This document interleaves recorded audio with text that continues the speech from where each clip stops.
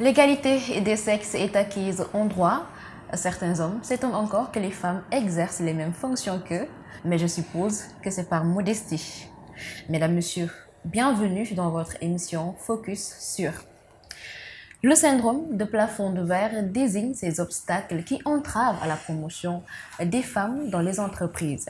Et pour en parler, nous avons deux invités sur le plateau. Madame Absa Gassama, qui est sociologue et chercheure. Merci d'avoir répondu à notre invitation. Merci à vous de m'avoir invité. Un plaisir aussi de vous revoir. Merci.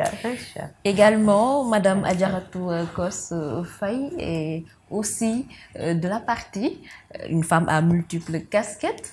Et vous êtes assistante en marketing, chargée de développement commercial. Merci également d'avoir répondu à notre invitation. Merci beaucoup, Mariama. Merci de m'avoir invitée. C'est moi qui vous remercie. Alors, le plafond de verre est un concept inventé, si je ne m'abuse, par des sociologues féministes dans les années 70. Alors, dans une approche peut-être sociologique, comment expliquez-vous ce phénomène de plafond de verre? Ce phénomène de plafond de verre, c'est lié à la société. Donc, dans la société en général, on a plutôt mis la femme au second rang, hein, parce que à l'époque, il était dit que l'homme allait travailler, ramener de l'argent, et la femme restait à la maison, s'occuper des choses. Et quand la femme a commencé après la Première et la Deuxième Guerre mondiale, à plus être en entreprise, on a voulu aussi la reléguer au second rôle. Et donc, jusqu'à présent, quelles que soient les compétences de la femme, ou bien quand une femme ou des femmes rentrent en même temps que d'autres hommes, on peut la voir rester au même niveau quand les autres voilà, ont un beau parcours, et quelles que soient ses compétences. Donc, si on comprend bien, de par ce que vous venez de développer, c'est même la construction en fait, de la société qui a peut-être imposé cette barrière-là et qui a fait que la femme peut-être est devenue progressivement subalterne de l'homme. Et voilà. Et pour expliquer ça, tout simplement, on peut simplement, quand on dit plafond de verre, c'est le plafond invisible. C'est-à-dire normalement, quand on est dans une société, qu'on travaille bien, qu'on est compétente, on progresse. Et quand il y a des hommes et des femmes, vous allez voir tout d'un coup la femme qui est arrêtée et on ne sait pas par quoi. Rien n'expliquerait qu'elle soit arrêtée là. Ah, donc, juste pour reprendre un petit peu le concept de plafond de verre pour en fait l'expliquer. Et donc, c'est pour ça qu'on travaille en tant que féministe à essayer de briser ce plafond de verre pour qu'on soit homme ou femme, que l'on puisse continuer à progresser en fonction de ses compétences.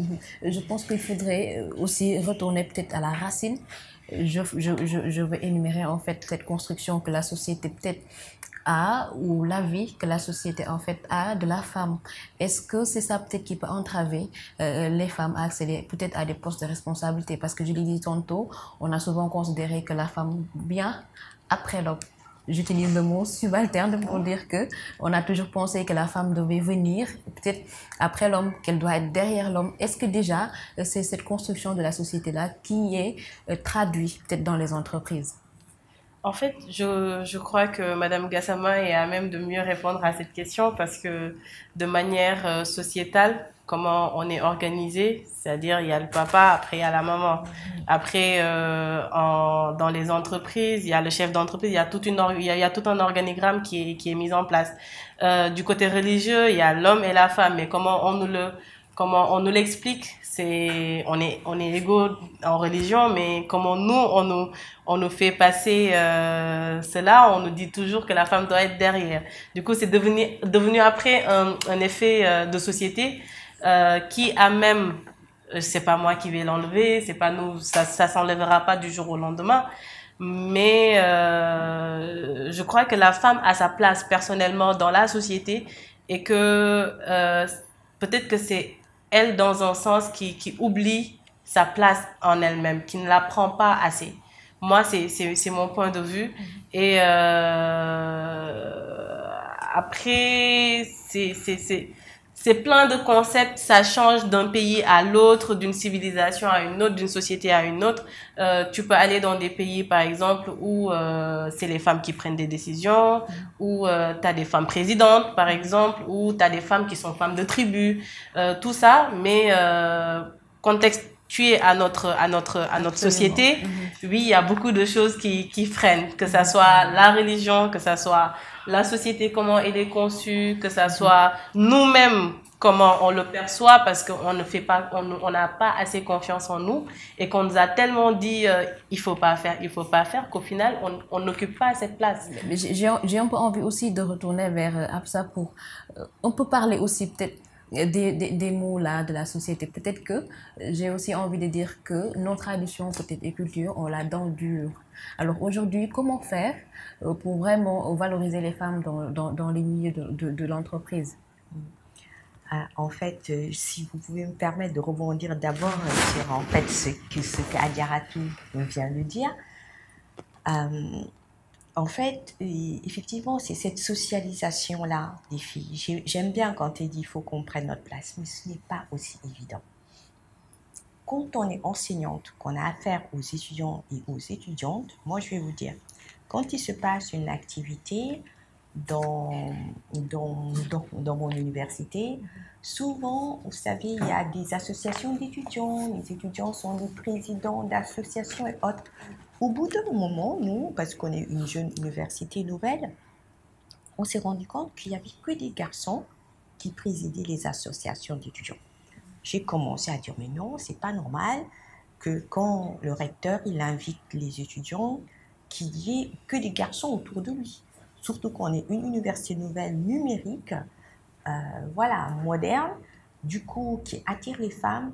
On est l'une des rares universités, en fait, la seule, avec plus de 50% d'étudiantes en première année. Il y a quelque chose qui ne va pas, donc en tant que sociologue, j'ai commencé à faire mes enquêtes. Même comme ça, quand on fait par exemple une activité, on va à l'université, les étudiants sont derrière, en train de faire la cuisine, et laissent les jeunes garçons venir s'asseoir à la tribune avec nous, et les jeunes garçons trouvent ça normal. Moi-même, quand j'étais doctorante, c'était pas au Sénégal, c'était en France, pour me dire que le problème, c'est partout. Notre directeur de laboratoire, quand il venait le matin, il disait aux jeunes garçons « Bonjour mon grand, bonjour mon grand ». Et nous « Bonjour ma belle ». Ouais, c'est quoi le problème? Est-ce que moi, on me demandait, et ça m'énervait tellement qu'il y a une collègue avec qui on était toujours assises côte à côte. Maintenant, jusqu'à présent, quand elle m'écrit, elle me dit « Bonjour ma grande ».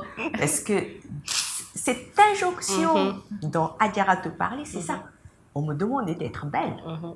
Et donc, d'ailleurs, pendant longtemps, il y a eu ce refus d'être belle, et c'est un peu là, je ne me maquille pas, ou des choses comme ça, parce que je ne voulais pas de cette injonction. J'étais là pour faire un doctorat, pour être intelligente, ma foi. Je voulais être aussi grande et occuper leur place. Et c'est ça qui manque aux jeunes filles. Et ces jeunes filles, il fallait les réveiller. Quand je faisais les enquêtes, j'ai envoyé d'autres étudiantes que je sensibilisais en genre, et des jeunes garçons disaient on n'est pas assez fous pour confier nos associations à des filles. Mais quand j'en ai pris quelques, je les ai travaillées, qu'elles sont retournées, il y en a 2 qui se sont présentées l'année dernière, et une, quand elle se présentait, il y a des étudiants qui sont venus la voir pour dire mais t'es folle, une femme ne dirige pas les hommes. Ce que vous dites là. Et elle a dit, mais vous êtes fous, c'est pas la prière. Donc, elle commence un peu à comprendre. Et une fois qu'elle a commencé le concours, elle se rend compte qu'elle n'a pas de concurrent. Elle leur dit, mais pourquoi vous ne vous présentez pas? Elle dit, bah, nous, on ne se met pas en concurrence avec une femme. Donc, vous voyez, moi, je pense que aussi le phénomène s'est accentué depuis quelques années. De la génération de nos mamans et grand-mères, elles étaient libres, ils pouvaient prendre plus facilement leur place. C'est vrai. Maintenant, quelqu'un même comme Absa, féministe, défendant ses droits, elle-même a aussi ses propres problèmes. Vous voyez? Oui. Et c'est ce que vous demandez là. Est-ce qu'on a l'habitude de voir la femme soumise? Oui. Même en entreprise ou dans les institutions, on va plus promouvoir une femme soumise. Celle qui ne va pas y gêner parce que maintenant, partout, dans les critères de qualité, l'équité genre fait partie. Fait partie. Donc, il va falloir qu'il y ait des femmes dans l'assemblée. Mais ils vont tout faire pour aller prendre la femme qui ne va pas les gêner, au détriment des compétences. Mais comment comprendre en fait cela aussi? Bah, écoutez, vous savez que les hommes se coptent beaucoup par confraternité et tout ça. Nous, on n'a pas encore assez travaillé la sororité. Donc, si vous venez... non, mais c'est juste comme ça. Dans chaque travail, il y a de la valeur. Mais vous allez, si un homme va trouver une femme qui n'est pas habilitée à occuper une place, lui donne, juste pour dire, bon voilà, j'ai quelques directrices femmes, elle va prendre et il va passer derrière, nommer un chef de division à qui il donne les ordres. Vous voyez, là même c'est biaisé parce qu'on affiche équité genre qui n'est pas réelle. Il y en a des femmes parfois qui ne supportent pas et qui finissent par craquer. Hein, donc voilà, il y a tous ces petits soucis-là. En tout cas, une femme qui est soumise sans même compétences, a plus de chances d'évoluer qu'une femme avec des compétences. Donc forcément, quand on a beaucoup de savoir, ça entraîne une nervosité. Quand on vous demande, en réunion, on pose des questions et que vous savez que si la personne passe par là, il y a un trou, vous allez lui dire. N'est-ce pas? En fait, je comprends. Ils n'aiment pas ça? Je comprends ça parfaitement. Juste pour la petite histoire, quand j'ai changé de travail il y a à peu près 1 an et demi, j'arrive dans la boîte que j'avais l'habitude de fréquenter avant de travailler là-bas. J'arrive première semaine, le gardien me dit, genre en me taquinant quoi, genre il faut aller faire à ton patron le petit déjeuner, genre comme ça. Après j'ai rigolé, j'ai rien dit. Je continue ce que j'avais à faire. 2e jour, il me le dit. 3e jour, il le dit devant mon patron. Je lui dis, regarde, il est là, il a des mains, il a des pieds, il a qu'à faire comme tout le monde a des francs. Faire lui-même son petit déjeuner. Parce que moi, quand je viens et que j'ai envie de petit déjeuner, je vais aller le faire moi-même. Je suis pas là pour lui faire le petit déjeuner. Et genre, tous les deux, ils étaient là comme ça.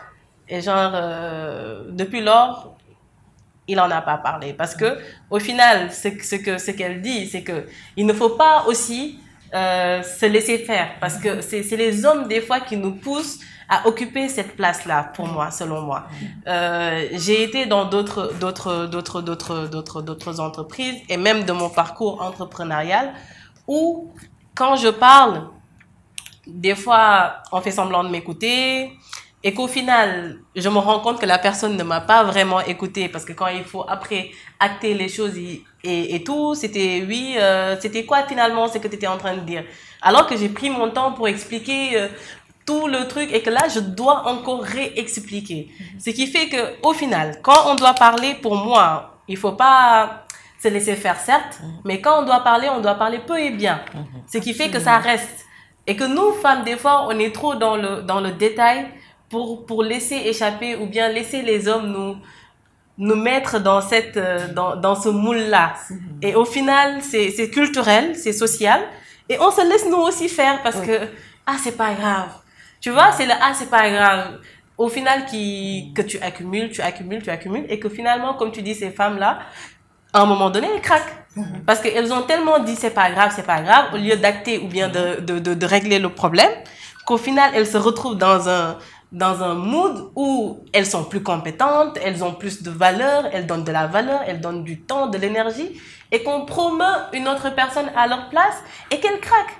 Je pense qu'on a déjà campé le débat au-delà du fait que peut-être il y a des problèmes sociétaux, mais aussi il y a un facteur dont je voudrais vraiment qu'on parle, parce que souvent aussi, je pense que Adja l'a dit, parfois nous manquons de confiance, et ça aussi c'est un facteur personnel, et ça incombe bien sûr aux femmes de prendre leurs responsabilités pour pouvoir s'imposer, peut-être que ça soit dans la société ou que ce soit aussi dans les entreprises, mais aussi on voit que parfois, en toute objectivité, les femmes, elles choisissent parfois des métiers qui sont en adéquation peut-être avec les responsabilités familiales. Ça aussi, ça peut être un frein, je pense.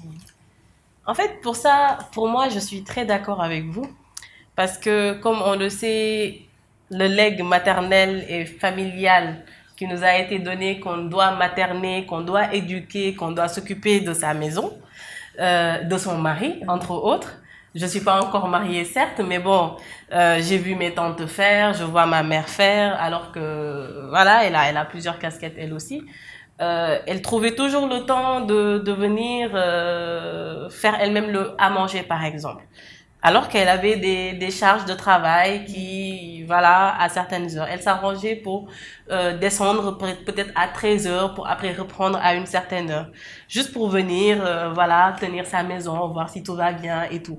Ce qui fait que ça, peut-être pour l'enlever de la femme, ça va être très difficile parce qu'il ne faut pas oublier que nous sommes aussi des femmes. Absolument. Et il y a beaucoup de femmes, peut-être moi, c'est pas mon cas, mais il y a beaucoup de femmes qui sont épanouies en ayant un chez soi, en ayant un foyer et d'entretenir ce foyer.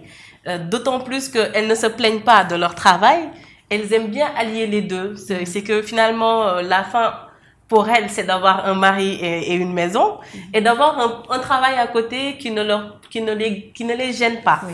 dans ce qu'elles font. Mais au-delà de ça, il y a des femmes très ambitieuses qui veulent être au sommet et qui ont cette barrière qui soit, par exemple, dans mon cas, on me dit ah, qu'est-ce que tu attends maintenant pour te marier? Tu vois la question sociétale La pression sociale, en tout cas. qui revient tout le temps parce qu'on te dit oui, tu cours derrière l'argent, comme on dit, et tu veux pas te marier parce que voilà, t'es trop ambitieuse, parce qu'on me l'a déjà dit. Ou par exemple une maman qui est en état et qui doit concourir par exemple à un poste supérieur et qui se voit, parce que je l'ai vu, c'est arrivé à une amie qui s'est vue finalement toutes ses chances perdues parce qu'elle est tombée enceinte au mauvais moment. Vous voyez, et ce qui fait que elle avait ce besoin d'avoir un enfant et ce besoin d'avoir le poste supérieur. À un moment donné, le choix se fait naturellement parce que c'est pas elle qui choisit. C'est sa disponibilité qui est un des critères oui. du poste. Ouais. Tu vois, au-delà de ça aussi, il y a celles qui arrivent à avoir les deux avec l'entrepreneuriat, par exemple. Beaucoup de femmes, ou bien moi-même que je suis, j'arrive à allier ma vie sociale et ma vie professionnelle.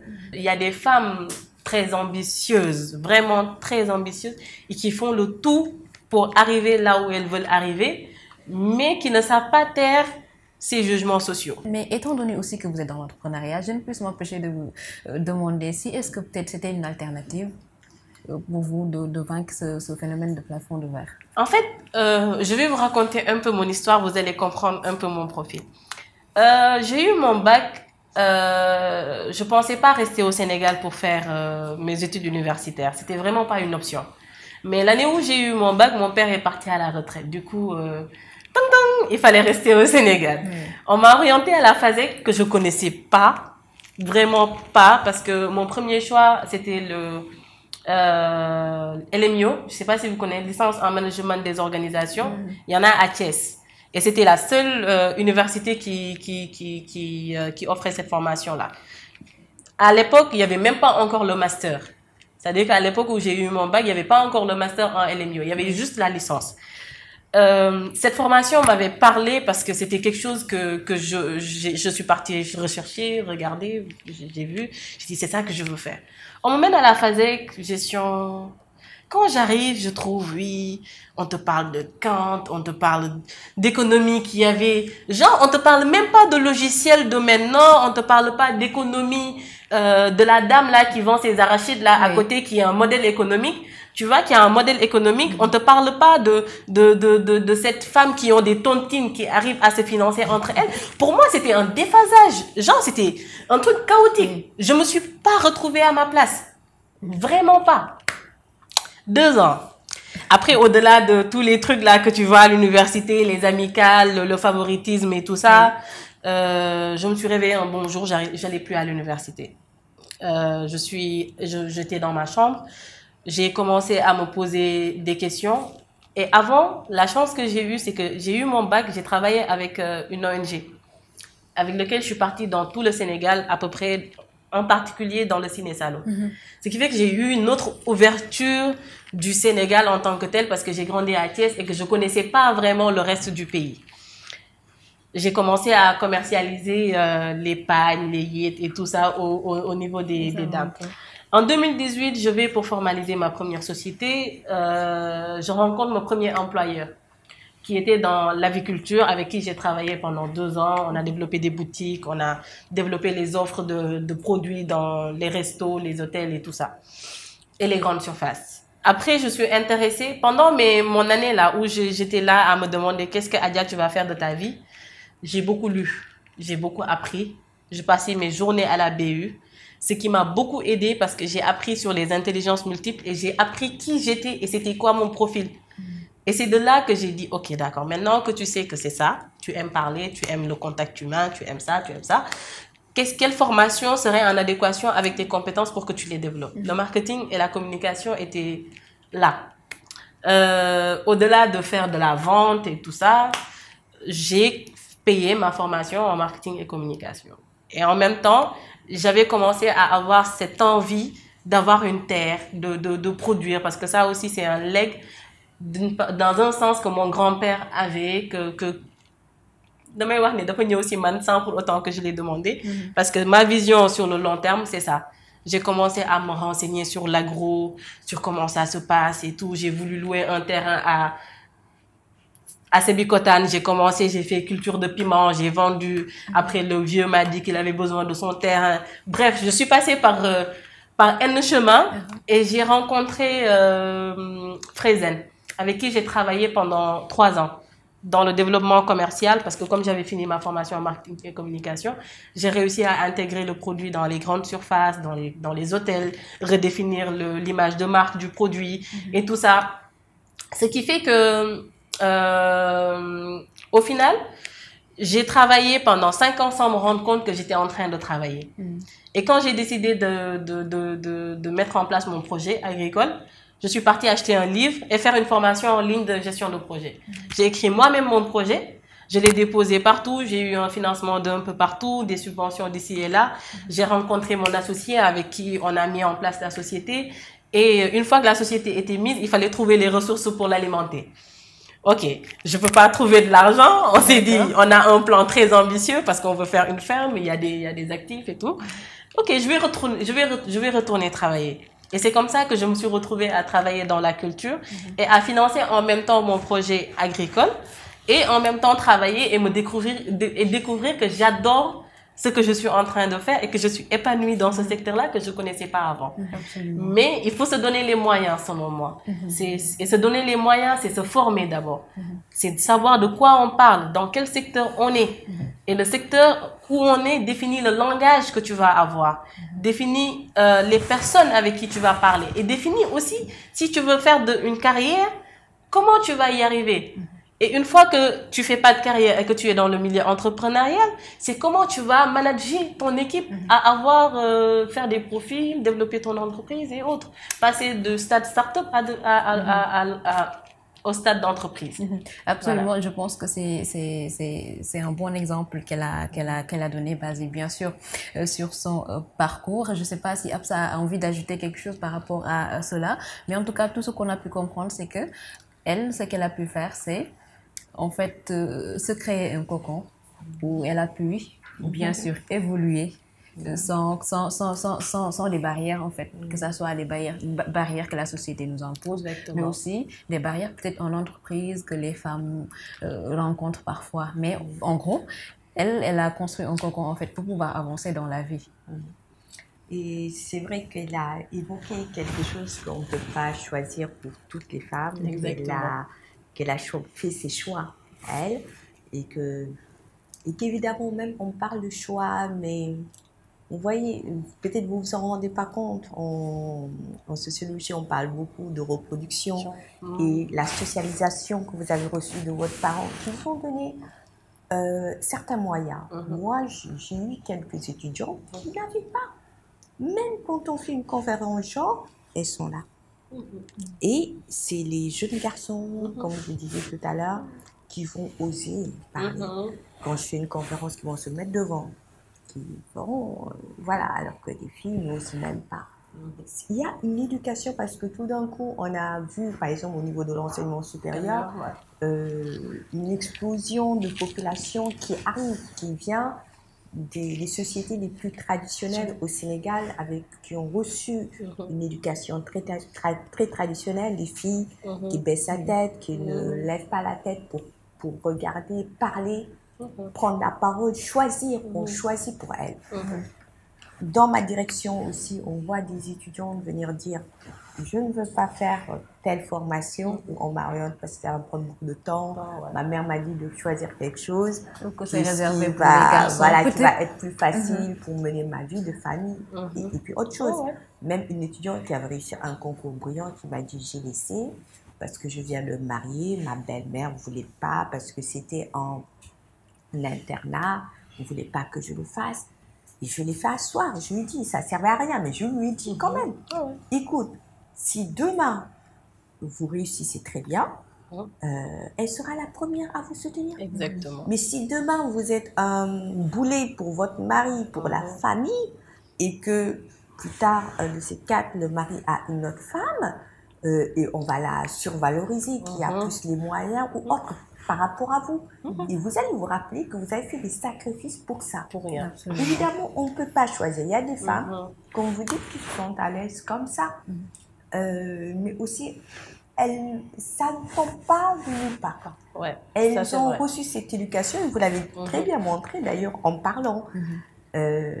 Donc, comment trouver l'équilibre? C'est que l'entrepreneuriat, c'est bien, et bravo pour ce parcours. Et voilà, cette Niag, j'adore ce profil-là, mais il faudrait aussi que pour celles qui choisissent de travailler en entreprise, qu'elles aient aussi la possibilité d'évoluer. Je disais qu'au-delà du fait que peut-être la femme, elle doit s'imposer, se faire confiance aussi, avoir des ambitions. Mais aujourd'hui, on voit que peut-être dans les entreprises aussi, il y a des fautes qui leur incombent. Peut-être aux managers qui préfèrent choisir des profils masculins pour pouvoir les mettre dans des postes de responsabilité. Est-ce que ça aussi, on ne peut pas le rentrer peut-être dans le concept où on dit que ce sont des présomptions sexistes parfois qui empêchent les femmes de pouvoir avancer? Ah, ça, je suis tout à fait d'accord avec vous. C'est vraiment exactement ça. Et c'est là où je me dis, qu'est-ce qu'on peut faire? Donc moi, je pense que, autant comme dans les pays où on modernise les services publics et tout ça, où maintenant la diversité, parce que, idem, à un moment en France, sur les plateaux, vous voyez que du tout blanc. Donc maintenant, il faut qu'il y ait des personnes de couleur, il faut des hommes, il faut des femmes, il faut des handicapés, il faut autre. De la même manière, il faut utiliser les compétences de tout le monde. Sinon, c'est même se restreindre dans un pays en développement. Donc moi, je pense que là, vu que les êtres humains, on a changé. On ne peut plus. Là, même quand on dit que c'était un choix pour faire plaisir à son mari, faire attention, mais attendez, j'avais envie de réagir, mais je ne voulais pas vous couper, mais un homme marié, c'est un plus dans sa carrière. Il rentre, on lui fait à manger, et tout, et tout. Pour une femme, c'est un problème. Un obstacle notamment. Et cela ne devrait pas l'être. Et l'entreprise a tendance encore à le considérer comme tel. Ils vont vous dire, vous êtes une femme, vous allez avoir besoin de rentrer, préparer le dîner. Et moi, j'ai des collègues qui, même quand elles ont une personne pour s'occuper des enfants, le mari voudrait que quand elle rentre, que la petite qui prend soin des enfants, elle est fatiguée, il faut qu'elle se repose, mais elle aussi, elle lui répond, moi aussi j'ai travaillé. Mais si un petit enfant, elle le prend dans son dos pour aller faire la cuisine. Vous vous rendez compte? On est à quelle époque? Et le mari, qu'est-ce qu'il fait pendant ce temps? Donc au moins, si vous ne faites pas la cuisine, gardez l'enfant, que la femme puisse faire ça. Et je pense que quand même, il faut bousculer les gens. C'est pour ça que il y a un renouveau aussi du féminisme pour réinterroger toutes ces choses-là de notre société. Parce que je vais revenir juste à une petite blague de Coluche. qui disait que quand les êtres humains ont fauté, Dieu les a renvoyés sur terre en disant, vous l'homme, vous allez vous nourrir à la sueur de votre front, et vous la femme, vous allez enfanter dans la douleur. Et Coluche qui regarde, dit, oh la pauvre femme, non seulement elle enfante dans la douleur, mais elle va manger aussi la sueur de son front. Mais c'est ce qui est arrivé. Donc, avant, si la femme restait à la maison pour faire certaines choses, et même ça, c'est un mythe. Hein. C'est un mythe parce que moi, je connais des grands féministes de la première génération, les Fatou Sow, Pati Diagne. En fait, elles sont devenues féministes à cause du décalage quand elles faisaient des enquêtes de terrain et ce qu'elles voyaient dans les statistiques ménagères. Alors que quand elles étaient sur le terrain, elles voyaient les femmes travailler. Regardez, on a toute cette image et même il y a beaucoup de tableaux. La femme qui met son enfant dans le dos et qui travaille. Donc, c'est-à-dire que même c'est un mythe de dire que la femme reste à la maison, l'homme ramène l'argent et elle prépare. Même si ça c'est accentué que maintenant, parfois même la femme ramène plus, ou ils ramènent tous les deux. Pourquoi on ne peut pas équilibrer le travail domestique à la maison?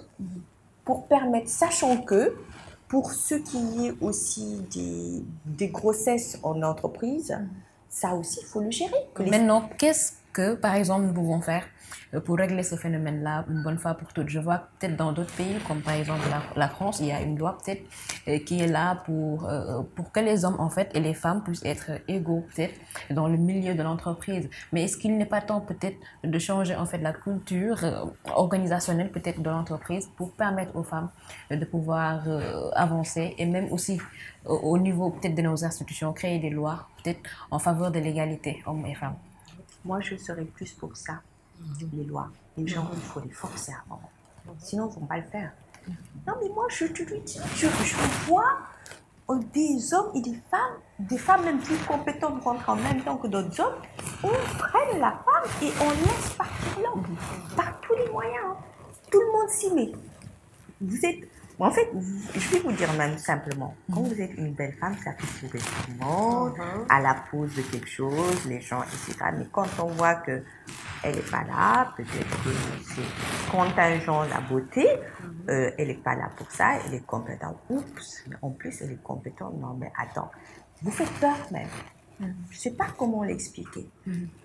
Et moi, une fois, un collègue m'a dit, Absa, arrête de montrer tes muscles, t'as qu'à porter des mini-jupes et te maquiller. Qu'est-ce que ça veut dire? Et quels muscles d'ailleurs je montre? Autre que les compétences en fait. Oui. Je pense qu'il faut les forcer. Si on ne les force pas, mais c'est tellement flagrant, par exemple, vous voyez dans les institutions où on dit que chaque directeur a droit à 2 chefs de division. Pour une compétence, mais vraiment, on n'a pas trouvé d'homme et qu'on est obligé de se rabattre sur la femme. Et on prend la femme, mais on ne lui donne pas de chef de division. Et surtout ça, on ne lui donne même pas de personne. Alors que l'autre, quand il est là, il délègue tout le temps. Il a moins de petites choses, même pour lire ses mails. C'est quelqu'un qui doit lire et pendant qu'il prend son petit déjeuner, lui raconter ce qu'il y a. On ne lui donne pas non plus de chef de division. Et même quand elle en réclame, on ne lui donne pas. Et on dit que c'est trop cher, alors que les autres ont tout le personnel. Voilà, nous tous, on y passe. On peut même vous donner des responsabilités, mais on ne va pas vous donner les moyens d'exécuter ça.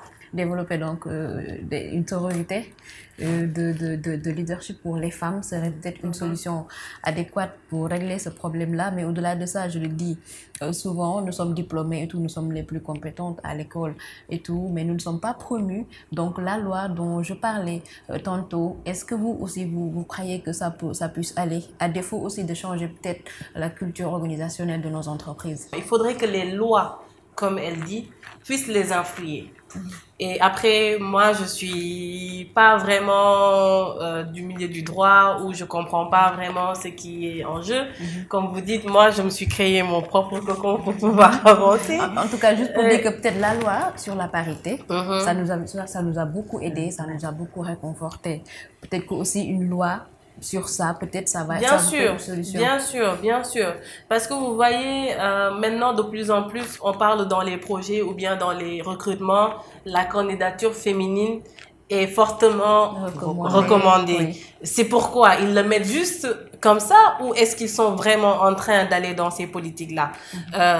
Je ne sais pas, parce que j'ai pas vraiment fait d'études sur ça, mais je vois maintenant, en tout cas, des personnes qui gravitent autour de moi, étant des femmes, qu'elles ont plus encore envie de plus dans ce qu'elles sont en train de faire et de prendre conscience de ça. Déjà, ça, c'est une chose. Que ça soit les femmes entreprenantes, elles savent que maintenant, elles ont mis la main à la pâte, comme on dit, mais il y a un plus qu'il faut développer, c'est le leadership, c'est le management, c'est la confiance en soi, c'est tous ces skills dont tu as besoin pour être une bonne chef d'entreprise, pour soi-même. On a besoin d'institutions fortes, de lois clairement établies, qui ne fassent pas de gauche à droite, qui insinient, mais des choses qui sont libellées de manière à défendre la femme dans un sens et à lui donner plein pouvoir pour exprimer son plein potentiel. C'est vrai qu'on nous demande d'être des Wonder Woman, des fées, tout ce que vous voulez. On nous demande d'être belle. Voilà, mais à un moment donné aussi, il faut que nous prenions un peu de recul. Exactement. Pour pouvoir aussi penser à notre futur. Exactement. En tout cas, ce fut un plaisir de partager ce plateau avec vous, mesdames.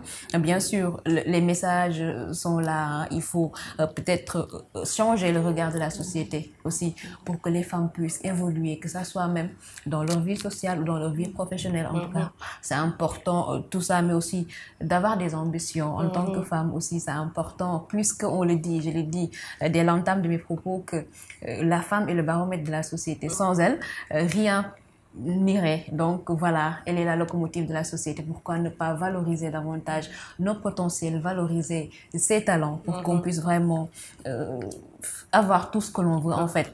C'est ça. Donc, c'était ça hein, pour l'émission.